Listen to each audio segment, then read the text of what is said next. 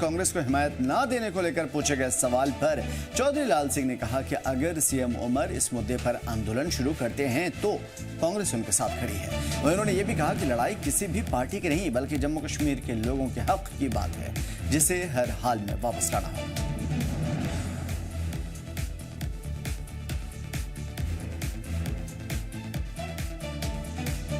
पूर्व मंत्री पूर्व सांसद चौधरी लाल सिंह हमारे साथ हैं। सर, जो आज चर्चा की गई है चाय पर, ये गोविंद सर और कठुआ जम्मू कश्मीर का पहला रेलवे स्टेशन, यहाँ पर चर्चा की है, क्या मकसद है इस चर्चा का? सर, ये बड़ा क्लियर मसला है, चलते चलते बड़ा क्लियर है कि हमारी जो रियासत है, हमारा अधिकार है, हमारा हक है, और जिस तरीके से सरकार ने हमारे हक को छीना हुआ है, उसके लिए हमारी पार्टी कांग्रेस पार्टी कोई और इसमें स्ट्रगल में संघर्ष में शामिल नहीं हो रहे।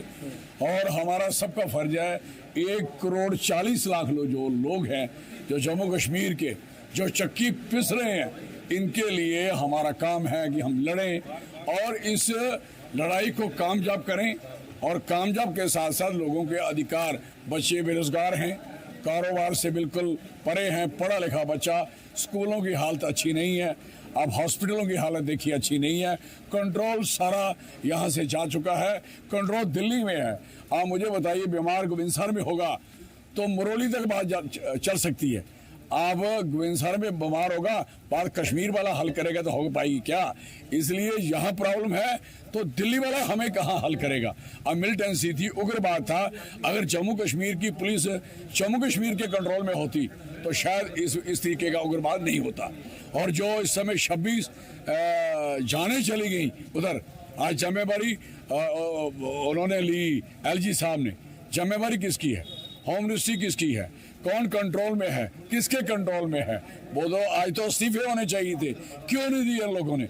इतने बच्चे मरवा दिए, इतने बुजुर्ग मरवा दिए, इतनी औरतों के कत्ल करवा दिए, और इतने जवान हमारे शहीद हो गए, आप सोच नहीं सकते जो पोजीशन हमारी बनी है। इसलिए स्टेट का बनना हमारे लिए, जम्मू कश्मीर के 1,40,00,000 लोगों के लिए बेहतर है। इसकी लड़ाई हमारी मंजिल तक चलेगी जब तक हमारी स्टेट वापस नहीं आएगी। इसी वेरी क्लियर। दिल्ली तक भी गए आप, दिल्ली में भी आपने प्रदर्शन किया? बिल्कुल किया, हमने पार्लियामेंट गए, उधर बाहर जंतर मंतर में हमने धरना दिया, जुलूस निकाला, फिर दिल्ली के लोकसभा के बड़े बड़े सीनियर लोग आगे भाषण भी दिए।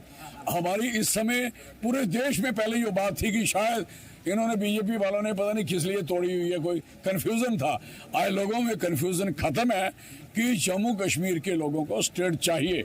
जम्मू कश्मीर के लोग एक भी आदमी इनके साथ नहीं है, इन्होंने सारा फ्रॉडुलेंट बंदे इलेक्शन जिताए हुए हैं, फ्रॉडुलेंट इनके लोग एमपी बने हैं। कोई भी मैं नहीं मानता कि लोग इनके साथ है नहीं। एक जलसा करके दिखाएं, 40,000 का जलसा उधमपुर में चौधरी लाल सिंह करेगा, और 4,000 का जलसा मोदी साहब का होगा, और 40,000 वाला हारेगा और 4,000 वाला जीतेगा। 1,500 का जलसा स्टेडियम कठुआ में जोगी जी करेंगे हैं, और मेरे इलेक्शन में तो मेरा जलसा 25,000 का रामलीला ग्राउंड में होगा, 25,000 वाला हारेगा और 1500 वाला जीतेगा। इट कैन पॉसिबल, ये फ्रॉड है। इसलिए हमें स्टेट वापस ही, अब ये इलेक्शन मैं नहीं समझता इलेक्शन कोई हल रहा है। इलेक्शन तो फ्रॉड कर दिया इन्होंने, टोटली गलत कर। सिर्फ पंजाब वाले लोग हैं जिन्होंने स्टैंड लेके रखा है कि किसी हिम्मत नहीं बीजेपी वाले की बात घुस जाए। अब जम्मू कश्मीर के लोगों को अगर इस तरीके से बनना पड़ेगा और इनका घुसना परे करना पड़ेगा, तब तक ये सारा सिस्टम ठीक होगा।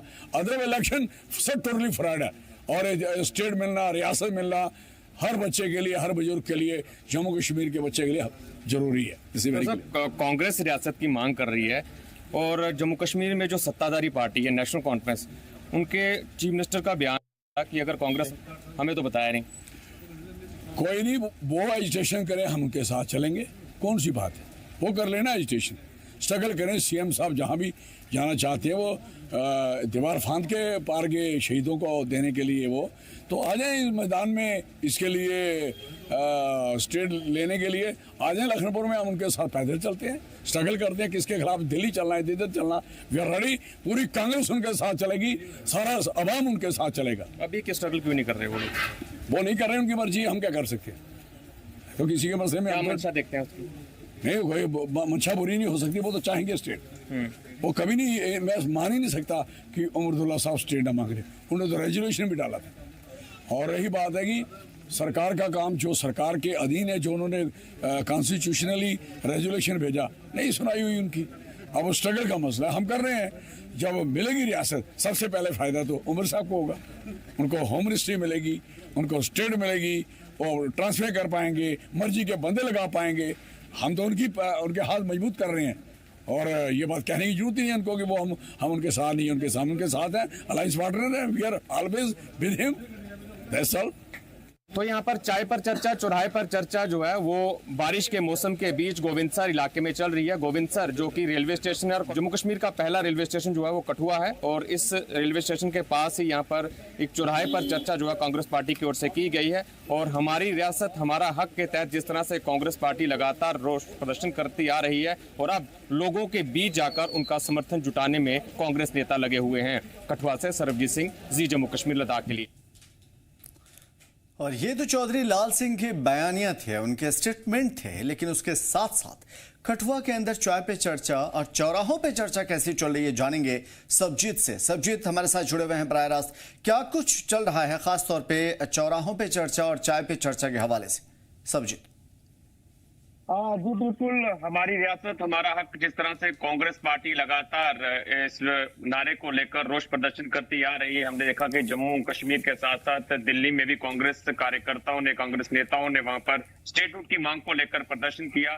वहीं अब चौराहों पर चर्चा, चाय पर चर्चा की शुरुआत जो है आज कठुआ जिला से हुई है। कठुआ जम्मू कश्मीर का प्रवेश द्वार और जम्मू कश्मीर का पहला रेलवे स्टेशन गोविंदसर, यहाँ पर आज कांग्रेस कार्यकर्ताओं ने चाय पर चर्चा की है, और समर्थन जुटाने का लोगों का ये प्रयास यहाँ पर कांग्रेस नेताओं ने किया है कि ज्यादा से ज्यादा लोगों के समर्थन यहाँ जुटाया जाए। तो स्टेटहुड के किस तरह के नुकसान हुए हैं रियासत से यूटी बनने के, और यूटी से वापस रियासत बनने के किस तरह से फायदे लोगों को होंगे, ये यहाँ पर कांग्रेस नेता ने यहाँ पर बताए हैं। और लोगों का समर्थन जुटाने का प्रयास जो है कांग्रेस कार्यकर्ता यहाँ पर कर रहे हैं। आज चाय पर चर्चा जो है वो गोविंदसर इलाके में की गई है, और इसी कड़ी में आगे भी कठुआ जिला के अलग अलग इलाकों में कांग्रेस कार्यकर्ता जो है वो स्टेटहुड की मांग को लेकर यहाँ पर हमारी रियासत हमारा हक के प्रोग्राम के तहत ही यहाँ पर अलग अलग जगहों पर अपने कार्यक्रम जो है वो करते हुए दिखाई दे रहे हैं। आपको बता दें कि आज गोविंदसर में कार्यक्रम हुआ, इसके बाद जो कार्यक्रम की कड़ी है वो काफी ज्यादा लंबी है। अलग अलग जगहों पर कार्यक्रम होंगे, और लोगों के बीच जाकर लोगों को बताने का प्रयास जो है कांग्रेस कार्यकर्ता कर रहे हैं, और लोग एक जन समर्थन जुटाने का प्रयास जो है वो यहाँ पर लगातार कांग्रेस कार्यकर्ताओं की ओर से यहाँ पर किया जा रहा है। और कांग्रेस के जो नेता है और पूर्व मंत्री हैं चौधरी लाल सिंह, वो यहाँ पर विशेष तौर पर उपस्थित थे, जिनका साफ तौर पर कहना था कि हमारा जो 5 अगस्त को जो रियासत से यूटी बनाया गया, कहीं ना कहीं लोगों को परेशानी है, वो परेशानी लोगों को जो समक्ष है वो पेश आ रही है। और समय रहते जिस तरह से केंद्र सरकार ने एक वायदा किया है कि उपयुक्त समय पर स्टेट जो है वो वापस बहाल कर दी जाएगी, लेकिन कांग्रेस कार्यकर्ताओं का, कांग्रेस नेताओं का ये कहना है कि उपयुक्त समय जो है वो कब आएगा, सही समय कब आएगा, ये भी केंद्र की जो सरकार है ये लोगों को बता दे। सवालों के घेरे में है, बिल्कुल वो उचित समय, अप्रोप्रिएट टाइम बिल्कुल अभी तक नहीं आया, और इसी चीज का इंतजार है, और कांग्रेस इन तमाम तर चीजों के लिए एजिटेशन पोतरी हुई है। सबजीत, आपसे समझने की कोशिश करेंगे। ऑनेस्टली जम्मू और कश्मीर दो अलग अलग इलाके, खित्ते, यहाँ की सोच थोड़ी बहुत मिलती जुलती, लेकिन कहीं ना कहीं अलग भी है। वादी के लोग फुल्ली तौर पे स्टेटहुड की मांग कर रहे हैं, लेकिन जम्मू के लोगों की क्या सोच है और क्या जरूरत पेश आ गई जिसकी वजह से चाय पे चर्चा अब कांग्रेस कर रही है? बिल्कुल, कांग्रेस पार्टी लगातार से जिस तरह से जम्मू में पहले इन्होंने शुरुआत की, हमारी रियासत हमारा हक के तहत इन लोगों ने प्रदर्शन किया, घेराव करने की कोशिश की, जिसके बाद ये लोग दिल्ली में कूच किए, और उसके बाद दिल्ली से ही इन लोगों को जो है वो आदेश मिले हैं कि इस तरह से जन समर्थन जो है वो हासिल करें। खासकर जम्मू प्रांत में, जम्मू प्रांत के जिस तरह से हमारा जो प्रवेश द्वार है लखनपुर, यहीं से शुरुआत की गई है, और आज जो J&K का पहला रेलवे स्टेशन है गोविंदसर, यहाँ से शुरुआत की गई है कि लोगों का समर्थन हासिल किया जाए, लोगों के बीच जाकर लोगों को ये बताया जाए कि हमारी रियासत जो हमारे से छीनी गई है उसके क्या क्या उन लोगों को जो है नुकसान हुए हैं, और अगर रियासत वापस मिलती है तो किस तरह के फायदे उन लोगों को होने वाले हैं। तो उसी को लेकर ये लोग जनता के बीच में जा रहे हैं और समर्थन हासिल करने में कहीं ना कहीं ये लोग लगे हुए हैं। हालांकि काफी ज्यादा संख्या में बारिश के बीच भी लोग जो हैं इस चाय की चर्चा पर यहाँ पर पहुंचे हुए हैं, और अलग अलग जगहों पर नुक्कड़ सभाएं जो है वो कांग्रेस कार्यकर्ताओं ने यहाँ पर अब करने की कोशिश जो है वो की जा रही है। और गोविंद साहब से शुरुआत की है, कल नगरी के क्षेत्र में जो है चाय पर चर्चा होगी, चुनावों पर चर्चा होगी, किस प्रकार से जम्मू कश्मीर को वापस रियासत का दर्जा मिले और उसको लेकर किस तरह से जन आंदोलन की तैयारी भी चल रही है कांग्रेस की जानिब से। बड़ी खबर है, इस पर नजर बना रही है सबजीत, और यकीनन इन तमाम तर चीजों से आने वाले दिनों में काफी कुछ बदलाव देखने को मिलेगा। बहुत शुक्रिया हमारे साथ जुड़ने के लिए। उधर डोनाल्ड ट्रंप के भारत की मैशत पर दिए गए बयान से सियासी हलकों में गर्मी है, हलचल है। पीडीपी चीफ और जम्मू कश्मीर के साबिक वजीर आला महबूबा मुफ्ती ने ट्रंप पर सख्त वार करते हुए कहा कि ट्रंप ने ये हिम्मत कैसे की। महबूबा ने सरकार से यानी सेंट्रल गवर्नमेंट से कहा कि मुल्क में 80 करोड़ लोग मुफ्त राशन पर जिंदगी गुजार रहे हैं और इतनी गुर्बत है कि लोग 2 वक्त की रोटी के लिए मोहताज हैं, लेकिन जो पैसा गरीबी मिटाने के लिए लगाना चाहिए था वो हथियार खरीदने में खर्च हो रहा है। क्यों हमने पाकिस्तान से जंग करनी है, पाकिस्तान को इतनी अहमियत देनी है। उन्होंने याद दिलाया कि मुफ्ती मोहम्मद सईद हमेशा कहा करते थे कि पाकिस्तान से दुश्मनी खत्म होनी चाहिए ताकि हिंदुस्तान तरक्की की राह पर चलता रहे। महबूबा मुफ्ती ने कहा कि पाकिस्तान से इससे कोई फर्क नहीं पड़ता पाकिस्तान को, वो तो कर्ज में डूबा हुआ है, मगर हिंदुस्तान एक हाथी है, एक बड़ा मुल्क है और उससे अपनी सर्वाइवल के लिए लगातार कोशिश करती रहनी पड़ेगी।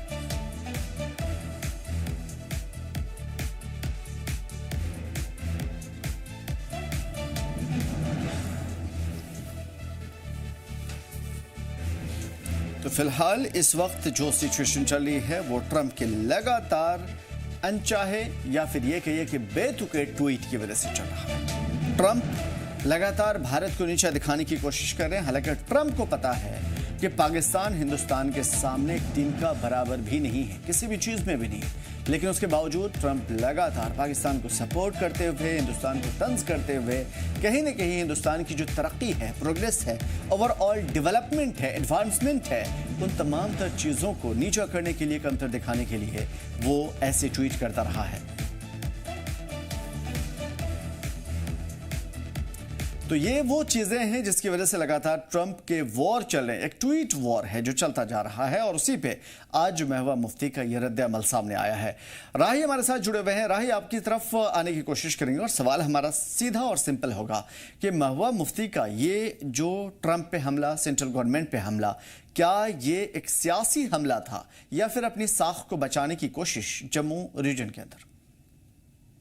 देखिए बिल्कुल अमीर, आज ये साफ तौर पर उनका बयान जो है इसे सियासी एंगल से भी देखा जा रहा है और अपनी साख बचाना भी, जैसे आपने कहा, तो ये सीधे तौर पर दुरुस्त नजर आ रहा है, क्योंकि आज उन्होंने जो बयान दिया, आज उनकी पार्टी का जो स्थापना दिवस था उसको बढ़ चढ़ के उन्होंने बनाया, और बड़ी बात यह है कि वो जम्मू में आज सेलिब्रेट किया गया। जम्मू के अंदर फाउंडेशन डे को सेलिब्रेट किया गया और कोशिश की गई कि जम्मू संभाग के जो जहां उनको लग रहा है कि जम्मू कहीं ना कहीं उनके हाथ से निकलता चला जा रहा है, जम्मू के जो जितने भी विधानसभा क्षेत्र है तो उन्हें इकट्ठा करने की कोशिश की गई, और दूसरी तरफ इसको इनडायरेक्टली वो एंगल मोड़कर डोनाल्ड ट्रंप पर ले जाती हैं। जिस तरीके से डोनाल्ड ट्रंप लगातार वो अपने ट्वीट कर रहे हैं, जुमलेबाजी उनकी जो है वो चल रही है, तो उसको लेते हुए उन्होंने कहा कि डोनाल्ड ट्रंप की किस तरीके की मजाल है कि उन्होंने ऐसा कहा, और दूसरी तरफ वो सरकार को भी आड़े हाथों लेते हुए ये कह रहे हैं कि जहां 80 करोड़ के करीब जो हमारे देश के एक ऐसा तबका है तो जो मुफ्त राशन पे निर्भर है, तो दूसरी तरफ जो पैसा गरीबी मिटाने के लिए मतलब कि यूज होना चाहिए तो उसके लिए हथियार खरीदे जा रहे हैं, क्योंकि इनको पाकिस्तान के साथ लड़ना है। तो इस तरीके की बयानबाजी महबूबा मुफ्ती की एक फितरत रही है, वो हमेशा इस तरीके की बयानबाजी करती हैं। एक तरफ वो ट्रंप को ये कह रही है कि उसकी जुर्रत कैसी है, दूसरी तरफ सरकार को आड़े हाथों ले रही है, तो कहीं ना कहीं ये दर्शाता है, क्योंकि जम्मू डिवीजन के अंदर भाजपा की अच्छी पकड़ है। जिस तरीके से सबने देखा कि किस तरीके से भाजपा ने विधानसभा चुनावों के दौरान अपना जो प्रदर्शन यहाँ पर दिखाया था, तो अब वो जम्मू के एक मेन मतलब कि वहां पर एक कार्यक्रम करके वो सोच रही है कि उन लोगों को साथ में जोड़ा जाए, क्योंकि कश्मीर में पीडीपी की क्या हालत है वो बखूबी सब लोग जानते हैं, क्योंकि पीडीपी कश्मीर में ऑलमोस्ट बहुत बड़ा झटका पीडीपी को लगा था, और अब ये विचार उनका ऐसा लग रहा है इन बयानबाजी के चलते कि एक अपने आप को अपनी एक प्रेजेंस रखनी या इस तरीके का लाइमलाइट में रहना, सुर्खियां बटोरना, वो कहीं ना कहीं महबूबा मुफ्ती अपने इन बयानों से यानी कि अगर वादी के अंदर बहुत ज्यादा उनकी साख नहीं बची, तो जम्मू के अंदर भी एक नई साख बचाई जाए, बनाई जाए, ताकि आने वाली सियासत में चमक बरकरार रहे। ठीक है राही, मैं अगर नामरिक वाइज आपसे पूछूं तो जम्मू पूरे रीजन के अंदर वर्चस्व किसका है? उसके बाद 3 बड़ी पार्टियों का हमें नाम जरूर बताइएगा जहां पे लोगों की पसंद नापसंद का ख्याल जरूर रखा जाए और एक नंबर दिया जा सके 100 में से कि इतने लोग हो सकते हैं, चांसेस हैं कि इनका रुख इस पार्टी की तरफ है। और नई नई पार्टियों के बारे में भी हमें बताइए जो जम्मू में अपनी साख बनाने की कोशिश कर रही है। देखिए आमिर, जम्मू संभाग की अगर खासतौर पर बात करें, जो रजौरी पुंछ का एरिया है, हालांकि उसको अगर लोकसभा सीट के एंगल से देखा जाए तो उसे कश्मीर घाटी के साथ कनेक्ट किया गया, यानी रजौरी पुंछ लोकसभा जो अनंतनाग एक सीट को जो है वो किया गया। इसके अलावा अगर देखा जाए तो जो रजौरी पुंछ में कहीं ना कहीं पीडीपी की पकड़ होती थी, एक समय ऐसा था कि रजौरी डिस्ट्रिक्ट के अंदर पीडीपी की काफी मजबूती थी। पुंछ में जो है उनके पीडीपी के उस टाइम के एमएलए रहे हैं, फिर उसके बाद पुंछ हवेली सीट पर वो थे, उसके बाद मेंढर में पीडीपी का एक अच्छी पकड़ थी। तो तमाम उन इलाकों में, रजौरी पुंछ के इलाकों में जैसे कालाकोट सुंदरबनी था, और कहीं ना कहीं जैसे ही खटास जो है वो पीडीपी के बीच में देखी गई, पीडीपी बिखरती नजर आई। बिखरी तब जब उसने भाजपा के साथ अलायंस किया था, और उसके बाद लगातार जो पीडीपी की ओपोजिशन थी पार्टी, वो नेशनल कॉन्फ्रेंस थी साफ तौर पर। तो नेशनल कॉन्फ्रेंस ने एक मुद्दा बनाया कि इन्होंने भाजपा के साथ अलायंस करके जम्मू कश्मीर की आवाम को धोखा दिया। आरोप प्रति आरोप जो है इस तरीके के चलते रहे, और वो मुहिम जो है वो नेशनल कॉन्फ्रेंस की वो रंग लाई। अब इन इलाकों में जम्मू संभाग के जो रजौरी पुंछ पीर पंजाल के इलाके हैं, वहां पर नेशनल कॉन्फ्रेंस की काफी मजबूत पकड़। जैसे आप मेंढर की सीट देख लो, और पुंछ की वहां पर आप देख लो, हालांकि सुप्रीम कोर्ट में इंडिपेंडेंट थे और उनका भी सीधा समर्थन जो है वो नेशनल कॉन्फ्रेंस को सीधा साफ तौर पर है। और दूसरी तरफ अगर बात करें हम नौशहरा की, जहां से डिप्टी सीएम जो सुरेंद्र चौधरी हैं, रजौरी के अंदर द्राल बुदल तमाम तरह यहाँ पे पीर पंजाल में उनकी पकड़ है, और उसके साथ चनाब वैली का एरिया है, वहां भी अच्छा प्रदर्शन दिखा है। और जम्मू बहुमूल्य जो सीटें हैं, जैसे जम्मू के साथ सांबा, कठुआ, जैसे जम्मू के अंदर जो सीटें हैं, तो यहाँ पर भाजपा की पकड़ है। यानी जम्मू का अगर आंकड़ा देखा जाए विधानसभा चुनावों के हवाले से, तो जम्मू में भाजपा की अच्छी खासी पकड़ है, और इसी पकड़ के चलते वो लगातार जो है अभी मौजूदा सरकार पर हमलावर है, यानी जो केंद्र शासित प्रदेश की जो एनसी सरकार है उस पर हमलावर रहती है। हालांकि कुछ जगहों पर इंडिपेंडेंट कैंडिडेट भी जीते हुए हैं, जो कि मंत्री सतीश शर्मा है, छम कॉन्स्टिट्यूंसी से आते हैं। तो इस तरीके का अगर जम्मू संभाग की अगर बात की जाए, हालांकि जम्मू के अंदर कांग्रेस ने भी कोशिश की, हालांकि कांग्रेस को एक सीट जरूर मिली है रजौरी डिस्ट्रिक्ट की, तो जो किसी ने सोचा भी नहीं था, तो रजौरी के अंदर कांग्रेस का जीतना वो कहीं ना कहीं उनके लिए भी एक बड़ा अचीव था। लेकिन दूसरी तरफ अगर देखा जाए, जैसे कठुआ सांबा ये जो बेल्ट है, यहाँ पर भाजपा की अच्छी पकड़ है। उसके बाद चुनाव वैली जैसे किश्तवाड़ की सीट थी, पाडर की सीट थी, वहां भी भाजपा की पकड़ है। तो ऐसा मतलब साफ है कि जो बड़ी पार्टियां हैं वो भाजपा, नेशनल कॉन्फ्रेंस और तीसरे नंबर पे कांग्रेस को मानी जा सकती है। फिलहाल पीडीपी यहां पे नहीं है और उन्हें अपनी साख बनाने के लिए काफी मेहनत करने की जरूरत होगी, और शायद इस तरह के टॉपिक उसके ऊपर रद्द-ए-अमल भी, क्योंकि सियासी जो पेचीदगियां होती है उसमें बहुत कुछ तार उलझे हुए होते हैं। बहुत शुक्रिया तमाम तर मालूमात के लिए राहे और तमाम तर अपडेट्स के लिए।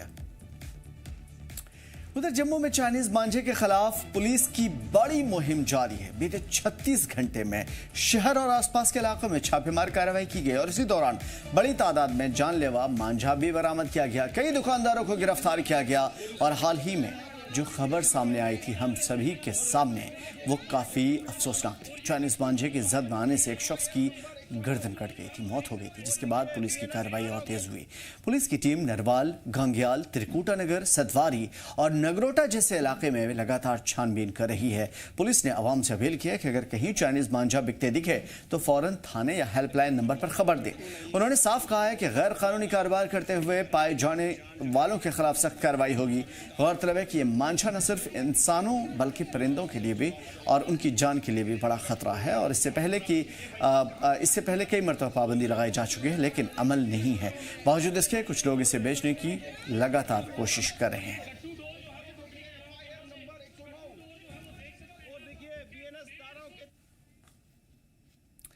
तो इसका रूट कितना मजबूत है ग्राउंड पे, समझने की कोशिश करेंगे। उधमपुर का रुख करेंगे। विक्रम हमारे साथ जुड़े हुए हैं। विक्रम, चाइनीज मांझा जिसने एक नौजवान की जान ले ली थी और उससे ज्यादा भी नुकसानात जो आपने हमें बताया, मैं आपसे समझने की कोशिश करूंगा कि पुलिस का अभी एक्शन शुरू हुआ, क्या ये पहले से चल रहा था और इससे पहले से भी लगातार इसके जद में आने से लोगों को नुकसान हुआ है, जख्मी हुए हैं या मौतें हुई हैं?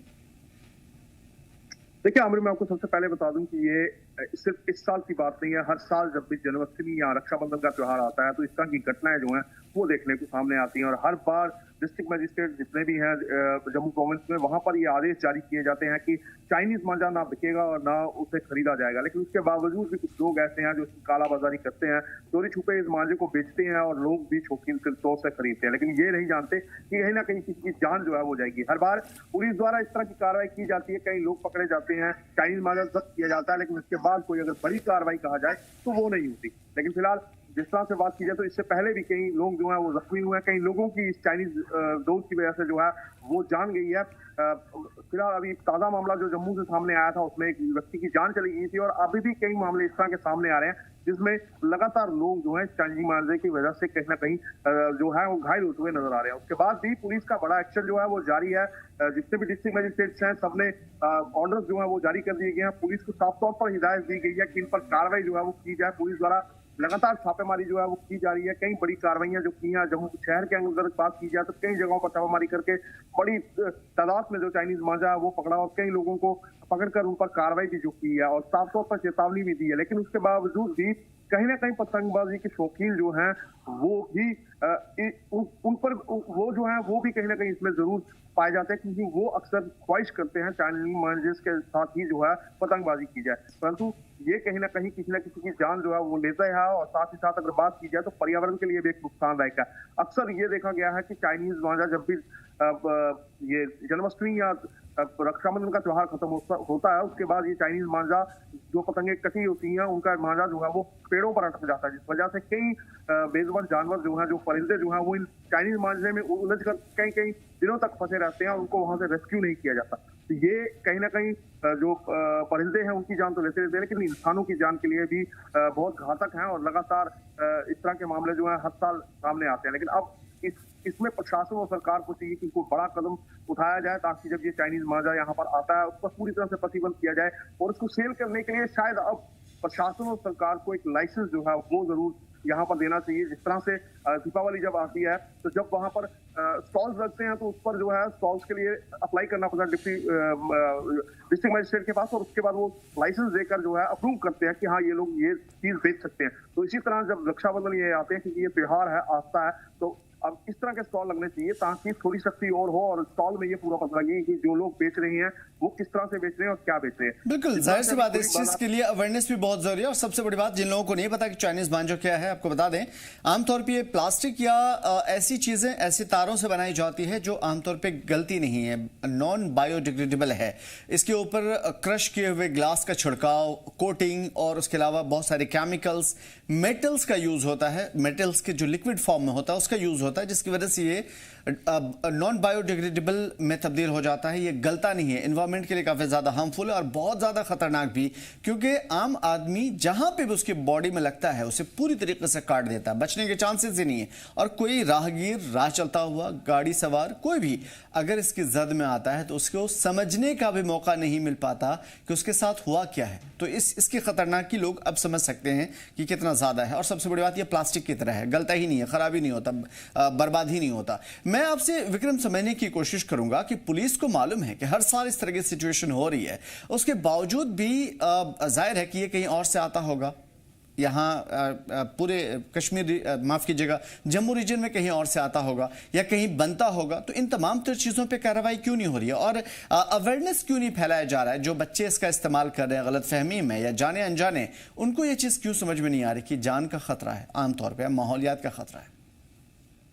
देखिए आमिर, ये बिल्कुल आपने सही कहा कि एक अवेयरनेस की जरूरत जो है वो लगातार रहेगी इसमें, लेकिन जब भी ये देखा जाता है कि त्योहार जब पास आते हैं तो तब जिला प्रशासन या पुलिस प्रशासन जो है वो उस पर कार्रवाई करता है। दूसरी बात ये है कि अवेयरनेस जो है वो बहुत बहुत ज्यादा जरूरी है, लेकिन दूसरी बात यह है कि ये जो चाइनीज मांझा है वो जम्मू प्रोविंस में नहीं बनता, यानी कि ये बाहर से ही आता है, बाहर की फैक्ट्री से आता है और जब माल यहाँ आता है तो उस पर जो उसको चेक किया कि क्या कि क्या आ रहा है, कहाँ से आ रहा है, किस तरह से आ रहा है, क्योंकि यहाँ पर इसकी कोई फैक्ट्री नहीं है, यहाँ ये बनता नहीं है, ये बाहर से ही आता है। और उसके बावजूद भी बाहर से आने के बावजूद भी जो है कहीं ना कहीं जो जितना भी हम अगर बात की जाए इम्पोर्ट या एक्सपोर्ट जो होता है तो उसको पूरी तरह से चेक रखा जाता है, लेकिन उसके बावजूद भी स्टेट के अंदर जो चीज आ रही है उस पर किस तरह का चेक है और किस तरह देखा जा रहा है, क्या ये जो चीज आ रही है वो सही है या गलत है।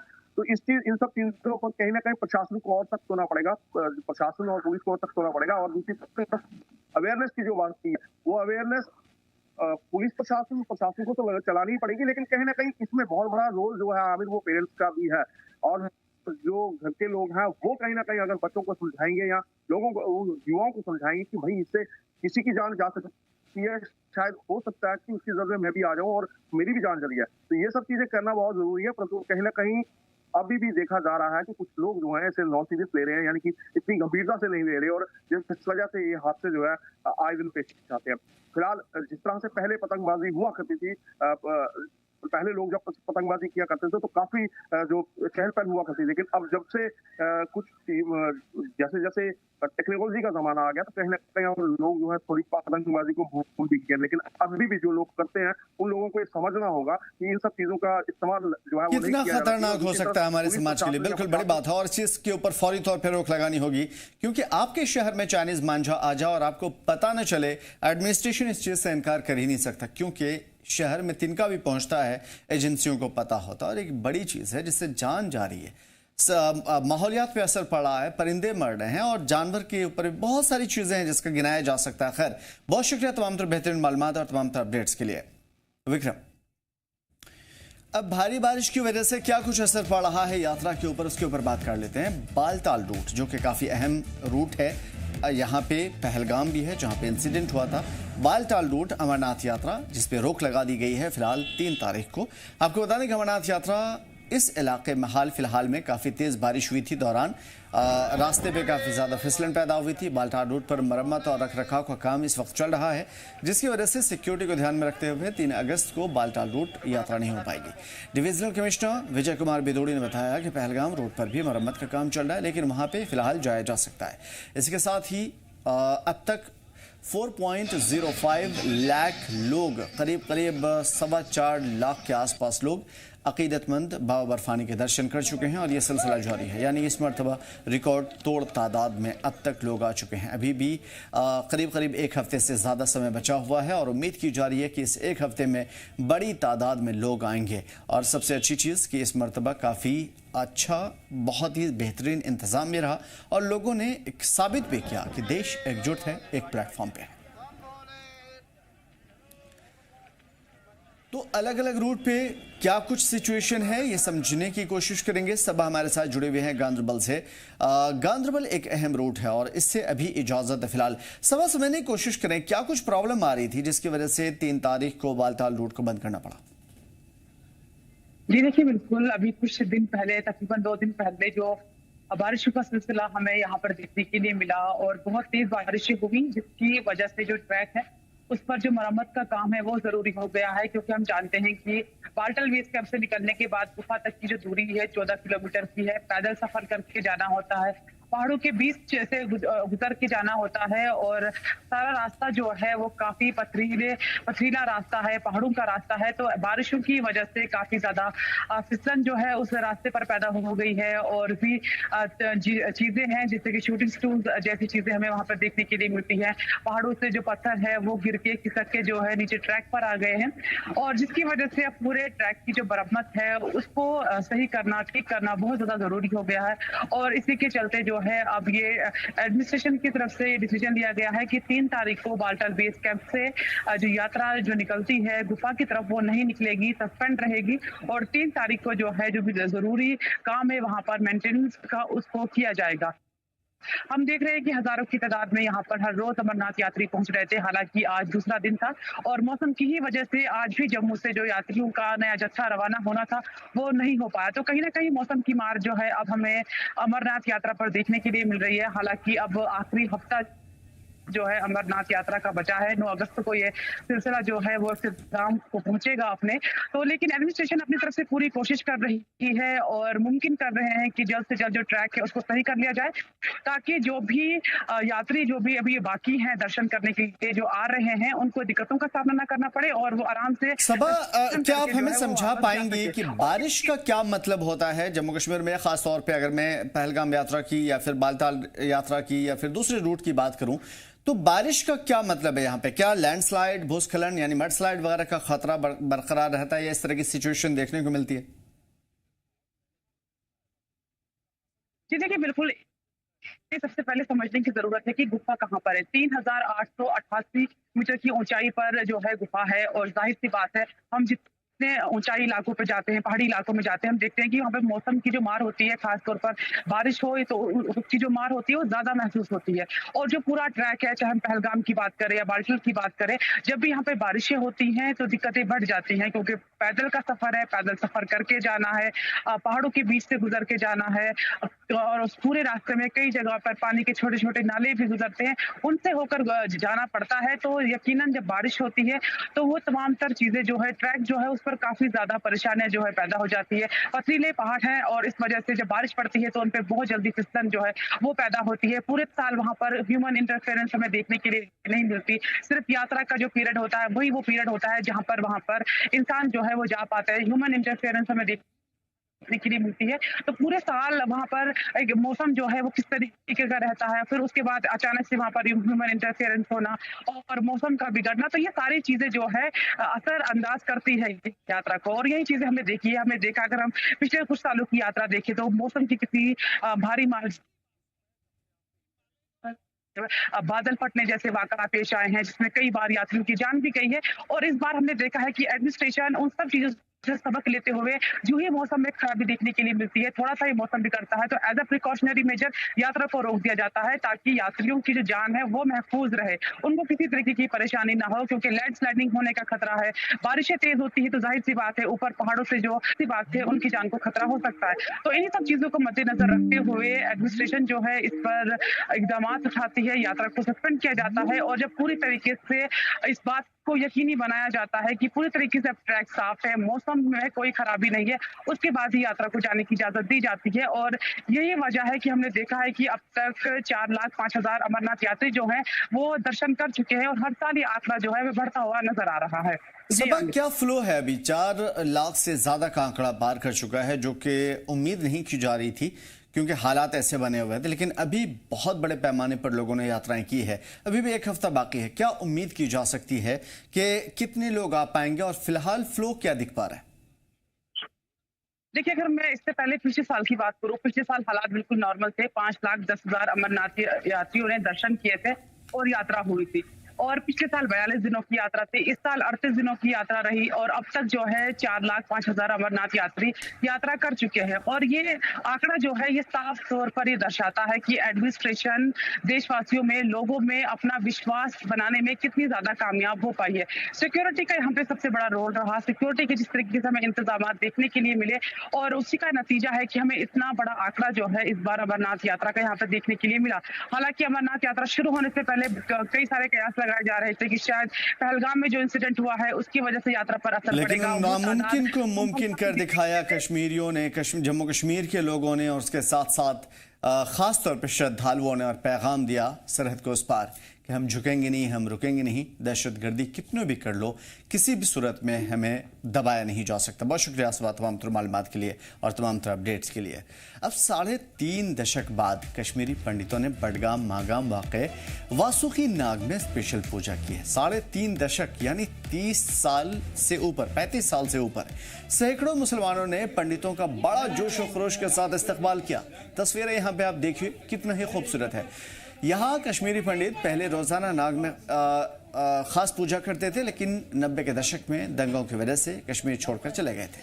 उसके बाद कश्मीरी मुसलमानों ने इस स्थल की देखभाल की और इस बीच में जैन के लद्दाख से कुछ कश्मीरी पंडितों ने खास बातचीत भी की है। क्या कुछ क्या सुनाते हैं आपको? जी, जम्मू कश्मीर लद्दाख पे आप स्पेशल स्टोरी देख रहे हैं और आज की कहानी जो है ये यहाँ के पंडित बरादरान के बारे में है। जिला बडगाम के बागाम इलाके में हम इस वक्त मौजूद है और यहाँ पर वासुकी नाग एक ऐसी प्राचीन जगह है जहाँ पर हमारे पंडित बरादरी के लोग पूजा अर्चना करते थे। और तकरीबन 35 साल से पूजा अर्चना ना हुई यहाँ पर, क्योंकि पंडित बरादरी के लोग जो है मुख्तलिफ मकामात पर गए थे। लेकिन आज फिर से 35 साल के बाद इस वासुकी नाग पे वो रौनक लौट आई है। पंडित बरादरी के लोग जो है यहाँ पर लगातार 3 दिनों से पूजा अर्चना कर रहे हैं और 35 साल के बाद ये खुशबू जो है पूरे इलाके में फैल गई है।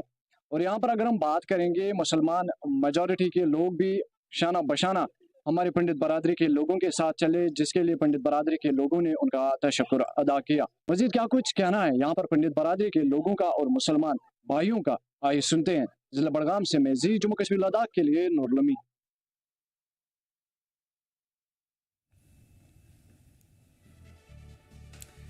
तो कश्मीरियों के जज्बे काफ़ी खूबसूरत हैं और मुकामी लोगों के भी ख्यालात काफ़ी शानदार। जाने के लिए रुख करेंगे वडगाम का। नूर हमारे साथ बराह रास्त जुड़े हुए हैं। नूर, क्या कुछ देखा आपने खासतौर पर इस पूजा के अंदर?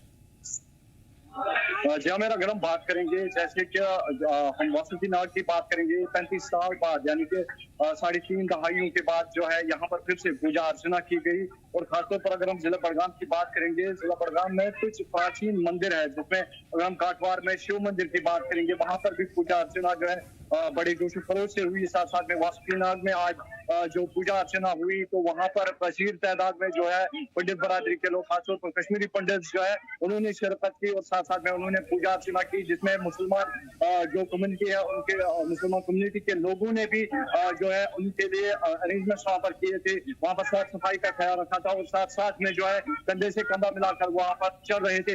वही अगर हम बात करेंगे माता राजनिया स्थापन रायथन की, वहाँ पर भी पूजा अर्चना इस वक्त चल रही है। और ओवरऑल अगर हम बड़गाम जिले की बात करेंगे, जो जम्मू कश्मीर जिस चीज के लिए जाना जाता है, भाईचारे के लिए जाना जाता है, अमन के लिए जाना जाता है, मजहबी जो यहाँ पर डाइवर्सिटी है, मजहबों की डाइवर्सिटी जो है उसके लिए जाना जाता है, तो ओवरऑल वैसी इमेज हमें हर जगह बड़गाम के हर जगह से देखने को मिली। और खासतौर पर वासुकी नाग की जब हम बात करते हैं, ये एक बड़ी अचीवमेंट है।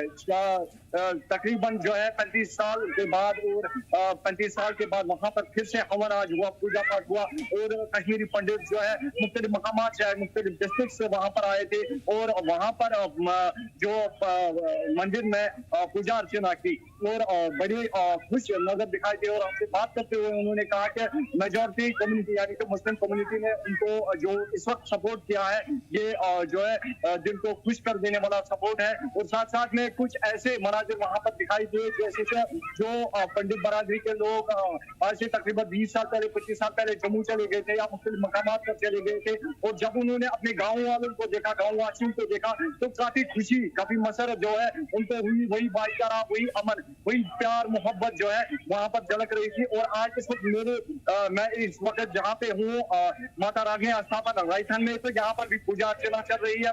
मुसलमान क्या, हिंदू क्या, सिख क्या, तमाम कम्युनिटीज के लोग जो है यहाँ पर एक दूसरे के साथ गले मिल रहे हैं, एक दूसरे को बधाई दे रहे हैं।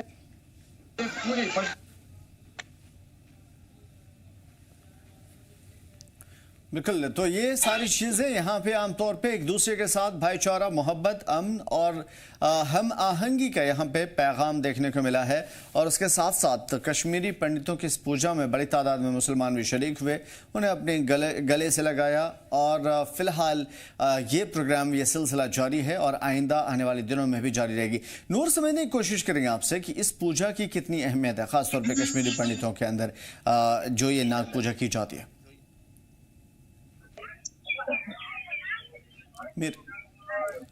नूर, आप तक आवाज आ रही है हमारी? जी जी जी। नूर, मैं इस पूजा की अहमियत, इंपॉर्टेंस के बारे में समझने की कोशिश करूंगा। कश्मीरी पंडितों के नजदीक इसकी कितनी अहमियत है? जी हाँ, अगर हम बात करेंगे, ये ओवरऑल अगर हम देखेंगे, जो कुलमुला में माता रानी ने स्थापन वहां पर मेला लगता है, मेला खीर भवानी, तो माता का रूप ये माना जाता है। ऐसे मंदिर में माता ने यहाँ पर जो है वक्त गुजारा है, दर्शन दिए हैं। खासतौर पर अगर हम बड़गाम के रायथन की बात करेंगे, जहाँ मैं इस वक्त मौजूद हूँ, यहाँ पर इस वक्त हवन चल रहा है, पूजा पाठ चल रहा है और माता रानी स्थापन में जो है जी।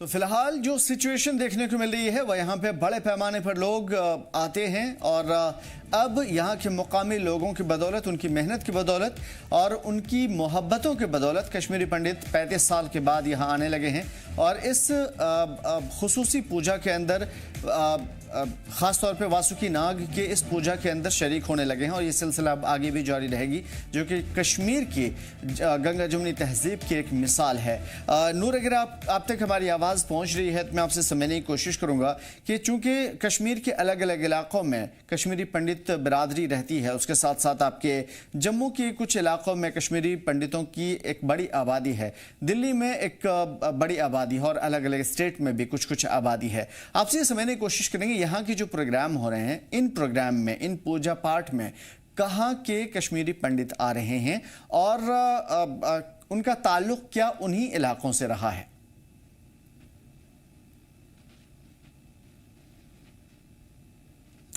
शायद नेटवर्क की दिक्कत की वजह से नूर तक हम पहुंच नहीं पा रहे हैं, लेकिन फिलहाल ये समझिए कि अलग अलग इलाकों से जम्मू कश्मीर में इस वक्त बड़े पैमाने पर लोग पहुंचते हैं और वासुकी नाग की पूजा करते हैं। सबसे बड़ी बात यह है कि कश्मीरी पंडितों की यहाँ पे काफ़ी ज़्यादा अहमियत है और चूंकि वो इसी इलाके के, इसी जगह के वासी हैं, इसी मिट्टी में वो पैदा हुए हैं, तो जाहिर है कि अपनी मिट्टी, अपने इलाके, अपनी संस्कृति, अपनी तहजीब और अपनी तमाम तर पूजा से और तमाम तर जो उनकी ज़िंदगी में रही है, जो उनकी मान्यताएं हैं, जो उनकी थियोलॉजिकल कॉन्सेप्ट है, उससे उनको मोहब्बत है और यही वजह है कि वो इस सिलसिले में दोबारा जुड़ रहे हैं।